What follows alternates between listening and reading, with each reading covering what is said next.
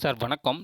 இப்போ பார்த்தீங்கன்னா, இந்த குரூப் 4 ரிசல்ட்டு வெளியிட்டாங்க. ஓகேங்களா? அக்டோபர் 28ஆம் தேதி வெளியிட்டாங்க. வெளியிட்டு இப்போ வந்து சர்டிஃபிகேட் அப்லோட் பண்ணுறதுக்கும் டேட்டும் குடுத்துட்டாங்க. 9லேருந்து 21ஆம் தேதி வரைக்கும் அப்படின்னு சொல்லிட்டாங்க. ஓகேங்களா?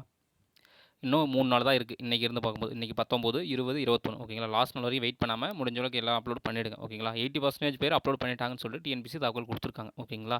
ஸோ லாஸ்ட் நாள் வந்து சர்வர் கொஞ்சம் ப்ராப்ளம் வரதுக்கு வாய்ப்பு அதிகமாக இருக்குது. அதனால் முடிஞ்ச அளவுக்கு இன்றைக்கி நாளைக்குள்ளார பண்ணிடுங்க. ஓகேங்களா?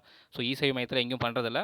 ஸோ ப்ரௌசிங் சென்டரில் இல்லைனா உங்கள்கிட்ட ஸ்கேனிங் ஆப்ஷன்லாம் வச்சுருந்தீங்கன்னா மொபைலில் கூட பண்ணலாம். ஓகேங்களா? உங்கள்கிட்ட சிஸ்டம் அவைலபிலிட்டி இருந்தால் நீங்கள் கூட பண்ணிக்கலாம். ஓனாக நம்ம ஓடிஆரில் பண்ணுற மாதிரி தான் கொடுத்துருக்காங்க. ஓகேங்களா?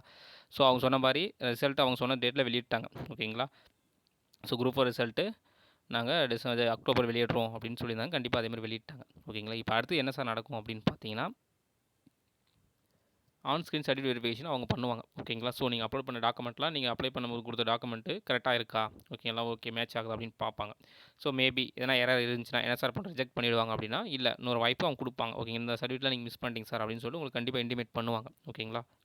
ஸோ இது பார்த்தீங்கன்னா, அந்த கவுன்சிலிங் வந்த இந்த சர்டிஃபிகேட் அப்லோட் பண்ணதுக்கு வந்து மெமோ மாதிரி. ஓகேங்களா? ஸோ இதில் பார்த்தீங்கன்னா உங்களுக்கு கொடுத்துருப்பாங்க.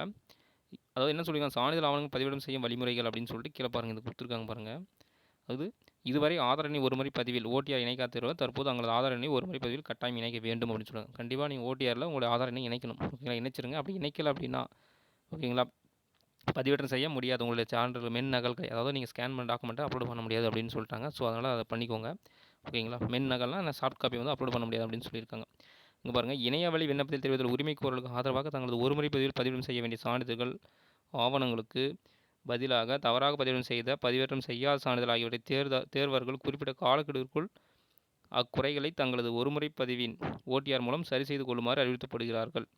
தேர்வர்கள் ஏற்படும் மேற்காணும் குறைகள், தவறுகள் மற்றும் அதனால் ஏற்படும் விண்ணப்பம் நிராகரிப்பு ஆகியவர்களுக்கு தேர்வாணையம் பொறுப்பேற்காது அப்படின்னு சொல்லியிருக்காங்க. ஸோ இது என்னென்னா, ஸோ நீங்கள் சர்டிஃபிகேட் வந்து ஏன்னா மேஜரான ஒரு சர்டிஃபிகேட் மிஸ் பண்ணிட்டீங்க, இல்லை இந்த சர்டிஃபிகேட் உங்களுக்கு இன்னும் கொஞ்சம் கிளாரிட்டி தேவை அப்படின்னா கண்டிப்பாக அவங்கள தான் ரீஅப்லோட் பண்ண சொல்லி டைம் கொடுப்பாங்க. லைக் குரூப் 1க்குலாம் அந்த மாதிரி வந்தது. ஓகேங்களா? ஸோ அந்த மாதிரி நம்ம கூட இப்போ குரூப் 1 மெயின்ஸ் ப்ரிப்பேர் பண்ணுறாரு. ஓகேங்களா? அவருக்கே இந்த எரர் வந்தது. ஒரு நேமில் ஒரு சின்ன இது வந்துருச்சு அப்படின்னு சொல்லிட்டு, ஸோ அவர் வந்து செல்ஃப் டிக்ளரேஷன் ஒன்று எழுதி அப்லோட் பண்ண சொல்லி வந்துருச்சு. ஓகேங்களா? அவர் அதே மாதிரி பண்ணார் குரூப் 1. ஓகே அந்த மாதிரி உங்களுக்கு தனியாக இதெல்லாம் இருந்துச்சுன்னா கண்டிப்பாக உங்களுக்கு இன்டிமேட் பண்ணுவாங்க. அந்த இன்டிமேட் பண்ணுறதுல நீங்கள் என்னவோ அதை கண்டிப்பாக ரெட்டிஃபை பண்ணிடணும். ஓகேங்களா? என்ன டைம் வேணும், இல்லை இந்த மாதிரி கொஞ்சம் எனக்கு இந்த சர்டிஃபிகேட் கிடைக்க கொஞ்சம் டைம் ஆகுது சார். ஓகேங்களா? அதனால் கொஞ்சம் டைம் வேணும் அப்படின்றது என்னவோ அதை நீங்கள் மென்ஷன் பண்ணி ஒரு அப்லோட் மாதிரி ஒரு செல்ஃப் டிக்ளரேஷன் கொடுத்துற மாதிரி இருக்கும். மேபி இல்லை அந்த சர்டிஃபிகேட் ரீஅப்லோட் பண்ணுறதா இருந்தால் கரெக்டாக ஸ்கேன் பண்ணி, இல்லை கரெக்டாக நியூ டாக்குமெண்ட்டே கரெக்டாக அந்த ஒரு சில நேம் மிஸ் மேட்சாக இருக்குது சார் அப்படின்னா, கரெக்டான நேம் இருக்குது அப்படின்னா நீங்கள் அதை கொடுத்துக்கலாம். ஓகேங்களா? அந்த டாக்குமெண்ட்டை நீங்கள் அப்லோட் பண்ணிக்கலாம். இல்லை சார் இது கொஞ்சம் வாங்குறது கஷ்டமாக இருக்குது அப்படின்னா, நீங்கள் ஒரு அதாவது செல்ஃப் டிக்ளரேஷன் ஒரு மன்னிப்பு கடிதம் மாதிரி ஒன்று கொடுத்து நம்ம அலோவ் பண்ணுறதுக்கு கவுன்சிலிங் வந்து என்ன அலோவ் பண்ணுங்க அப்படின்னு சொல்லலாம். ஓகேங்களா? அதனால் ரிஜெக்ட் ஆக மாட்டாங்க. அந்த ஒரு இதுக்காக தான் இதை நான் சொல்கிறேன். ஓகேங்களா? அடுத்து என்னென்ன அதாவது இணையவழி விண்ணப்ப உரிமைக்கோரலுக்கு என்னென்ன இருக்கணும். ஓகேங்களா? அந்த கம்யூனிட்டி வைஸாக நாங்கள் கொடுத்துருக்கோம். அடுத்தது என்னென்ன சர்டிஃபிகேட் நீங்கள் வாங்கணும். ஓகேங்களா? வாகன ஓட்டும் உரிமம், சுய உரிமம், முதலுதவி சான்றிதழ், ஓகேங்களா? தமிழ் வழி பிஎஸ்டிஎம்க்கு எல்லாமே அவங்க கொடுத்துருக்காங்க. ஓகேங்களா? அதுக்கப்புறம் நீங்கள் எப்படி இதை பண்ணணும் அப்படின்றத அவங்க கொடுத்துருந்தாங்க. ஓகேங்களா? அதில் இந்த பாயிண்ட் தான் உங்களுக்கு முக்கியம் ஹைலைட்டாக சொல்லலான்ட்டு அதுக்கு தான் இதை எடுத்தேன். ஓகேங்களா? சரி பார்த்துக்கோங்க சார். அடுத்தது பார்த்தீங்கன்னா, இப்போ அடுத்து நிறைய பேர் கேட்டது, அதாவது இப்போ ஃபாரஸ்ட் இந்த வாட்டி ஆட் பண்ணதுனால பிசிக்கல் கண்டக்ட் பண்ணுவாங்க சார் ஃபஸ்ட்டு, இல்லை விஓஓ அண்ட் ஜூனியர் அசிஸ்டன்ட் இந்த கவுன்சிலிங் ஃபஸ்ட்டு முடிப்பாங்களா? ஓகேங்களா? அப்படின்னு கேட்குறாங்க. இல்லை டைப்பிஸ்ட் முடிப்பாங்களா அப்படின்னா, ஃபஸ்ட்டு நம்மளோட ப்ரெடிஷன் படி என்ன அப்படின்னு பார்த்தீங்கன்னா, நம்மளோட ப்ரெடிஷன் படி ஃபஸ்ட்டு பார்த்தீங்கன்னா விஓஓ அண்ட் ஜூனியர் அசிஸ்டன்ட் இதான் ஃபில் பண்ணுவாங்க. அண்ட் தென் அதுக்கப்புறம் டைப்பிஸ்ட்டு, அதுக்கப்புறம் ஸ்டெனோ, அதுக்கப்புறம் தான் ஃபாரஸ்ட் கார்டு வருவாங்க. அதுக்கப்புறம் ஃபாரஸ்ட் கார்டு டிரைவிங் லைசன்ஸ், அதுக்கப்புறம் வாட்சர் இப்படி தான் வரும் சார். ஏன்னா இந்த தான் ஸ்பேஸ் ஸ்கேல் இதான் அப்படி இருக்குது பேசிக்காக. இந்த மாதிரி தான் ஸ்பேஸ் ஸ்கேல்ன்றத விட இந்த மாதிரி ஆர்டர் தான் இதுக்கு முன்னாடி கண்டக்ட் பண்ணது. ஏன்னா இதுக்கு முன்னாடி விஓ ஜூனியர் அசிஸ்டன்ட்டும் டைப்பிஸ்ட் இருக்கும்போது என்ன பண்ணாங்க, ஃபஸ்ட்டு விஓ ஜூனியர் அசிஸ்டன்ட் அதுக்கப்புறம் டைப்பிஸ்ட் கொடுத்தாங்க. ஓகேங்களா? அப்படி தான் இருந்தது. ஸோ அதனால் இந்த மாதிரி தான் நடக்க வாய்ப்பு இருக்குது. ஒரு பக்கம் என்ன சொல்கிறாங்கன்னா, ஒரு சில டைமில் ஒரு ட்வீட் போட்டிருந்தாங்க இல்லைங்களா?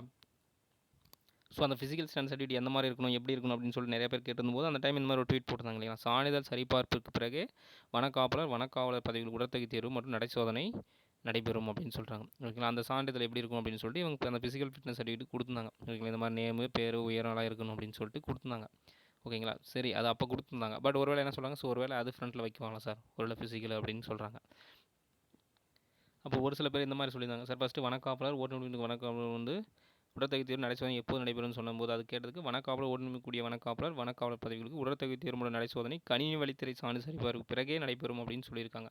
ஸோ அதனால் நீங்கள் ப்ராக்டிஸ் பண்ணிக்கோங்க அப்படின்னு சொல்லியிருந்தாங்க இல்லைங்களா? 3வது நிலையில் சொல்லியிருந்தாங்க. நவம்பர் 3ஆம் தேதி சொல்லியிருந்தாங்க இல்லைங்களா? அதனால் என்ன சொல்கிறாங்கன்னா, இப்போ நம்ம சர்டிஃபிகேட் அதான் ஆன் ஸ்க்ரீன் சர்டிஃபிகேட் வெரிஃபிகேஷன் நம்ம அப்லோட் பண்ணியாச்சு சார். அவங்க சர்டிஃபிகேட் வெரிஃபிகேஷன் பண்ணிட்டதுக்கப்புறம் அவங்க வந்து கணினி வழியில் பண்ணிட்டு அதுக்கப்புறம் நமக்கு நடை சோதனை வைப்பாங்களோ அப்படின்னு சொல்லி, ஏன்னா அவங்க அதான் சொல்லியிருக்காங்க, கணினி வழித்துறை சான்றிதழ் சரிபார்ப்பு பிறகு ஃபிசிக்கல் கனெக்ட் பண்ணலாம் அப்படின்னு சொல்கிறாங்க. நேரம் ரெடி ஆகுங்க அப்படின்றாங்க. அதனால் இப்போ அந்த விஓ ஜூனியர் டைபிஸ்ட் எல்லாருமே ஃபிசிக்கல் ஃபிட்னஸ் சர்டிஃபிகேட் அப்லோட் பண்ணுவாங்க எல்லாருமே கண்டிப்பாக ஃபிசிக்கலுக்கு வருவாங்களா அப்படின்னு ஒரு இருக்குது. ஓகேங்களா, ஃபஸ்ட்டு இது கண்டக்ட் பண்ணுவாங்க, மேபி இது நடக்கலாம் அப்படின்னு சொல்கிறாங்க. ஸோ அதனால் பார்க்கலாம்.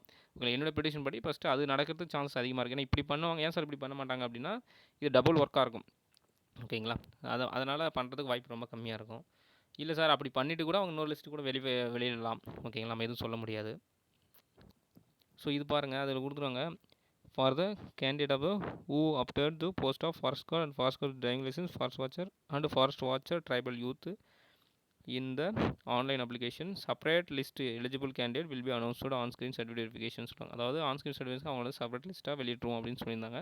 Based on the mark obtained by the candidate. அவங்க மார்க் ரிட்டன் எக்ஸாம் என்ன மார்க்கோ அதை வச்சு நாங்கள் ரிசர்வேஷன் படி நாங்கள் இது பண்ணுவோம் அப்படின்னு சொல்லியிருக்காங்க.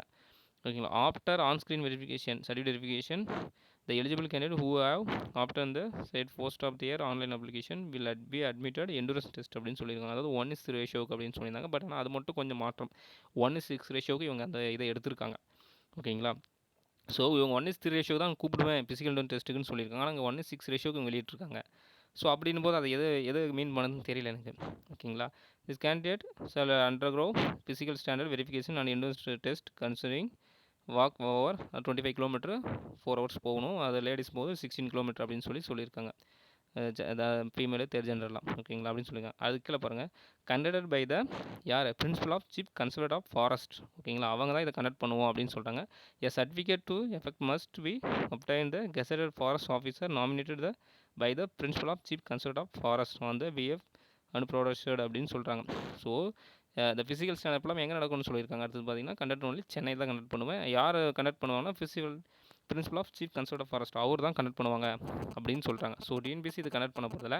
ஸோ என்னோடய ப்ரெடிக்ஷன் இதை படிக்கும் போகும்போது எனக்கு என்ன தோணுது அப்படின்னா, ஸோ ஃபஸ்ட்டு விஓ ஜூனியர்ஸ் இவங்க டைபிஸ்ட் இவங்கலாம் ஃபில் பண்ணிட்டு அண்ட் தென் அதுக்கப்புறம் மீதி இருக்கிற பேலன்ஸ் லிஸ்ட்டில், அதாவது இங்கே இருந்த லிஸ்ட்டில் இருந்தவங்களாம். ஓகே, மேக்ஸிமம் இப்போ விஓ ஜூனியர்ஸ் இது டைபிஸ்ட்டில் இருக்கவங்க எல்லாருமே ஃபாரஸ்ட் கார்டு ஃபாரஸ்ட் வாட்ச் இது எல்லாத்துமே வந்து எலிஜிபிள் இருப்பாங்க.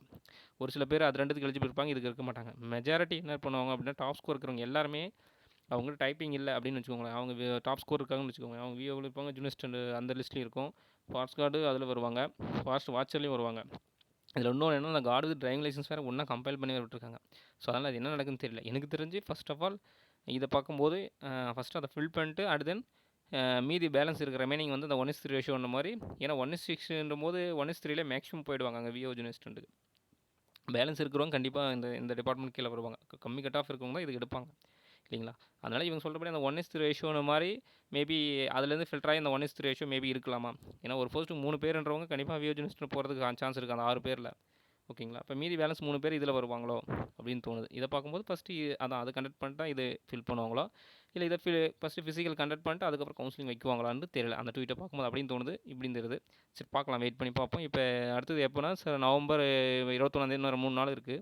முடிஞ்சதுக்கப்புறம் எனக்கு தெரிஞ்சு டிசம்பர் 2nd வீக்கில் மேபி கவுன்சிலிங் ஸ்டார்ட் ஆகலாம். இல்லை டிசம்பர் 2nd வீக்கில் எண்டில் ஃபிசிக்கல் ஸ்டாண்டர்ட் அது வைக்கிறதுக்கு சான்ஸ் மேபி அவங்க ஃப்ரண்ட்டில் வச்சாங்கன்னா அதை கண்டக்ட் பண்ணாங்கன்னா அது வரதுக்கான சான்ஸும் இருக்கும். ஓகேங்களா, ஏன் சார் நீங்கள் ஃபஸ்ட்டு வந்துட்டு இதுதான் ஃபில் ஆகுன்னு சொல்லிட்டீங்க, அப்புறம் இது வராதா அப்படின்னு கேட்குறீங்க. ஏன்னா இப்படி நடக்கிற சான்சஸ் இருக்குது, இப்படி இருக்குது. பட் என்னோட ஒப்பீனியன் ஃபஸ்ட்டு அது வரலாம் அப்படின்ற மாதிரி ஒரு தாட், அவ்வளோதான். ஓகேங்களா, சரிங்க சார். அதே மாதிரி இந்த நேமில் வந்து கொஞ்சம் ஸ்பேஸ் இருக்குது. அதெல்லாம் பார்த்தீங்கன்னா இப்போ இன்றைக்கி நேற்று ஒரு ட்வீட் சொல்லியிருந்தாங்க.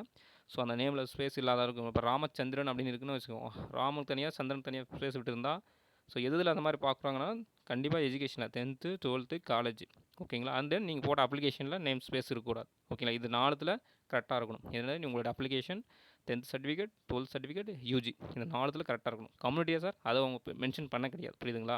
பட் இது 4த்தில் கரெக்டாக இருக்கணும், கம்யூனிட்டிலையும் இருக்கணும். பட் ஆனால் இது 4த்தில், ஏன்னா எஜுகேஷன் அகாடமி தான் உங்களுக்கு முக்கியம். அதனால் கண்டிப்பாக எஜுகேஷனில் கரெக்டாக இருக்கணும். அப்ளிகேஷனும் எஜுகேஷன் இதுலையும் கரெக்டாக இருக்கணும். ரீசெண்டாக ட்வீட் பண்ணியிருந்தாங்க, அது கரெக்டாக பார்த்துக்கோங்க சார். ஓகேங்களா, சரி சார். இப்போ தான் நம்ம சேனல் ஃபஸ்ட் டைம் பார்த்துன்னா சப்ஸ்கிரைப் பண்ணுங்கள், சப்போர்ட் பண்ணுங்கள். ஓகேங்களா சார், இதனோட ஒப்பீனியன் தான், யாரையும் புண்படுத்தணும்லாம் கிடையாது. ஓகேங்களா, ஓகே சார், தேங்க்யூ.